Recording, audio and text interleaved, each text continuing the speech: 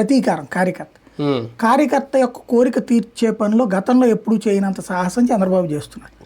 అయినా చాలట్లేదని రోజు ముళ్ళుకర్ర పెట్టి పొడుస్తున్నది ఈనాడు జ్యోతి. ఇంకా వాడిని వేధించలేదు, వీడిని వేధించలేదు, వాడికి ఎట్ట ఉద్యోగం ఇస్తాం, వీడికి ఎట్ట ఉద్యోగం ఇస్తాం, అందరినీ తీసేయాలి కదా. సరిగ్గా చెప్పాలంటే అసలు జగన్ హయాంలో ఉద్యోగాలందరినీ పీకిపడేసి అసలు డిస్మిస్ చేసి పడేసి మళ్ళీ కొత్తగా చంద్రబాబు గారి టైంలో కొత్త ఉద్యోగాలు ఇచ్చేసేసి వాళ్ళందరినీ అది కూడా అవుట్ సోర్సింగ్ ఇచ్చి ఇళ్ళ మాట అయినట్టు చేసి ఓవరాల్గా ఒక రాజ్యం మారినప్పుడు, రాజుగారు మారినప్పుడు కనుక రాణి మారుతారు, దాన్ని ఏమంటారు, అంతఃపుర మహిళలు వీళ్ళందరినీ అవతల తీసుకెళ్ళిపోయి కొత్త వాళ్ళని పెట్టుకుంటారు. అట్లాగే చెయ్యాలనే కోరికతో ఉన్నారు వీళ్ళు. ఆ కోరికలో మొత్తం కష్టం కానీ సగభాగం అన్న పూర్తి చేయకపోతే ఎట్లా, వాళ్ళ హాహాకారాలు వీళ్ళకి కర్ణపేయంగా ఉంటాయి.